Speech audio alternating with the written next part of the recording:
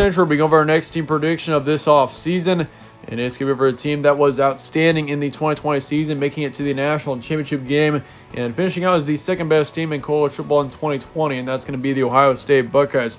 This team was 7-1 overall in the 2020 season, not a terrible year at all for the Buckeyes, and I definitely consider, if you look at this team in general, that was one of the better teams that I've seen out of Ohio State in the past few years for sure in 2020. But how will this team be in 2021 is what we're going over here today. I'll be giving you guys my full prediction on Ohio State's schedule. We're going to go ahead and get started with your season trends. Looking at 2020 for Ohio State, this team only played 8 games last season, which was kind of controversial for a few people. People were saying, oh, Ohio State shouldn't have been in the national championship because they didn't play so-and-so games.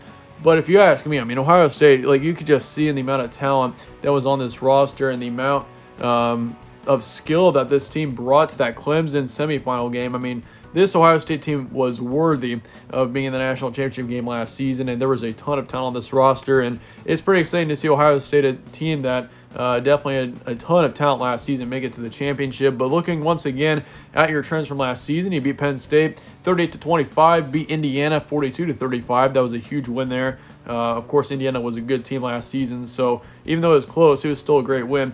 Blew out Michigan State 52-12, beat Northwestern in the Big Ten Championship 22-10.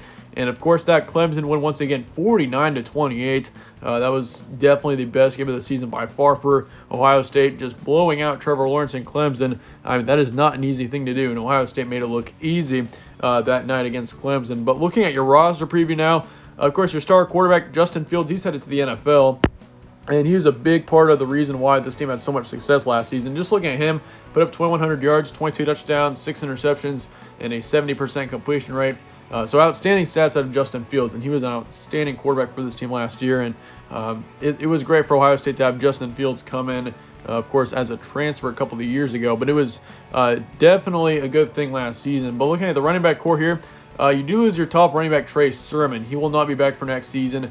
He transferred in as well for last year. He put up just over 160 yards, 4 touchdowns as well. Master Teague is coming back. He's going to have a huge workload next year, and I definitely think he's going to be one of the best running backs in the Big Ten for sure.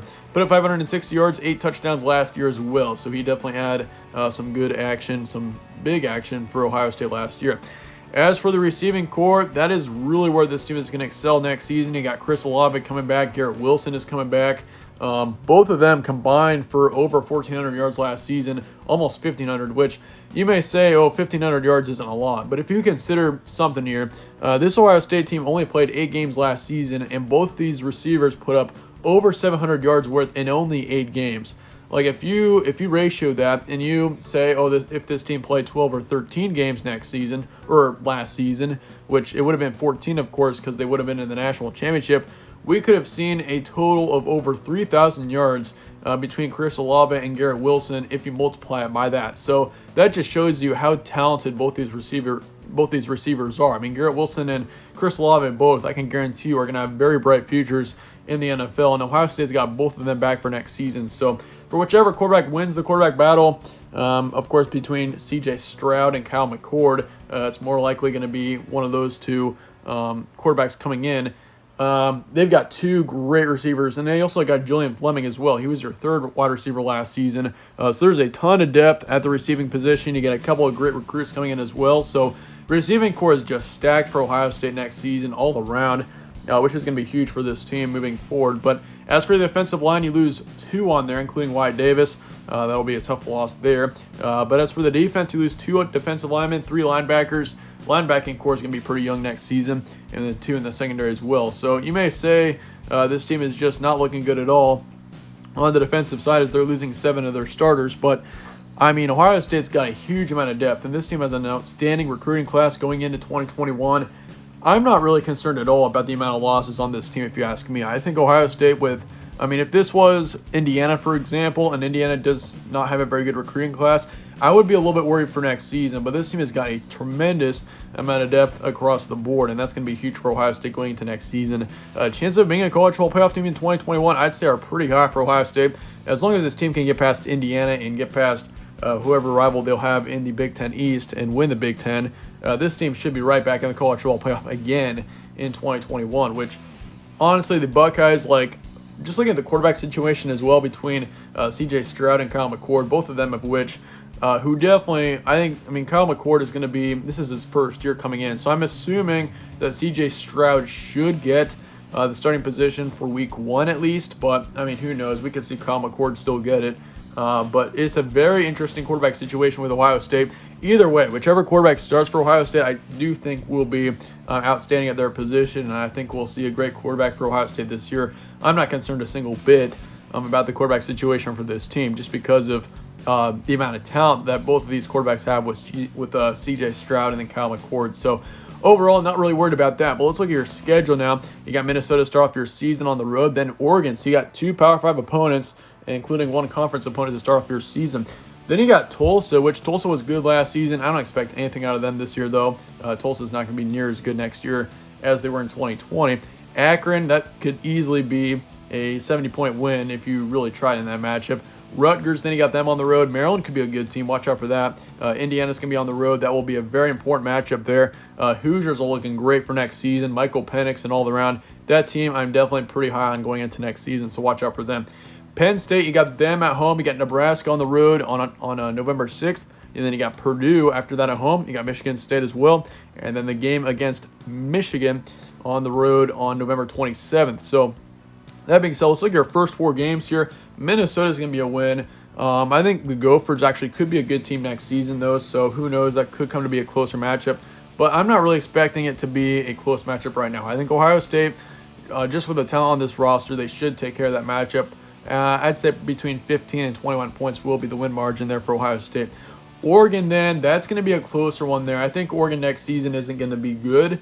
They'll be good. They're just not going to be great. I think Oregon next year is definitely a 9-win team, maybe 9 to 10 wins for them next year. I just think, they're a pretty young team going to next season, so I'm not expecting a whole lot out of Oregon next year, but I do think it'll be a win for Ohio State. So you do have 2 wins to start off with, and then Tulsa and Akron both are easy wins. So you're going to start off the season 4-0 no matter what.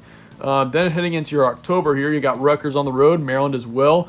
Both of those games will be easy wins, but Maryland, I think with Ohio State being at home against Maryland, that'll be a win. But, Talia Tagovailoa is in Maryland right now, and he actually played pretty well last year. So watch out for him and watch out for that team.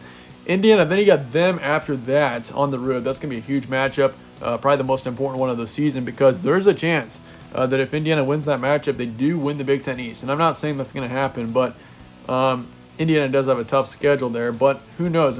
If both teams are undefeated going into that matchup and Indiana wins, that puts the Hoosiers on top of the Big Ten East. But I think Ohio State should be fine. I'm going to give them the win there. I think Ohio State is just the more experienced team, and they've had more of those situations than Indiana has over the past few years. So I'm going to give the Buckeyes the edge there. Penn State could be a close one, especially after coming on that or after that Indiana game. But I do think it'll still be a win for Ohio State. So that being said, you're going to start off the season 8-0 going into your November. And really from there on out, each game is very winnable. The only game in your November that I'd really be worried about is probably Michigan. Nebraska's going to be a win. Purdue's going to be a win. Michigan State's going to be a win. And Michigan, I'm also making an easy win. But however, if Michigan plays well next season, the only reason why that game is green is just because Ohio State's had so much success against Michigan the past few years. But if Michigan's good, that could come to be a closer matchup, but I still like Ohio State no matter what in that matchup because, until Michigan beats Ohio State, I just have to go with Ohio State just because of the amount of times and the amount of success that Ohio State has had against the Wolverines. But that being said, 12-0 is your record prediction, so I've got you guys going on a perfect regular season, which is not, that wouldn't surprise me at all to see this team 12-0. I do not see Ohio State really dipping below 11 wins. I think 11 wins would probably be your worst-case scenario unless something goes terribly wrong if you're super injured or something. But, yeah, 12-0 is going to be a record for next season. That's what I'm predicting for this team. I just think the talent on this roster is just going to be way too much for a lot of these Big Ten teams. But let me know your thoughts and comments below on Ohio State. Let me know your record predictions and all that down in the comments. And I do appreciate you guys all watching. If you enjoyed the preview, slap a like on it, subscribe as well, as it does help out the channel, and I'd really appreciate that. But once again, thanks again for watching. Stay tuned for more from All Sports Central. I'll see you guys all later.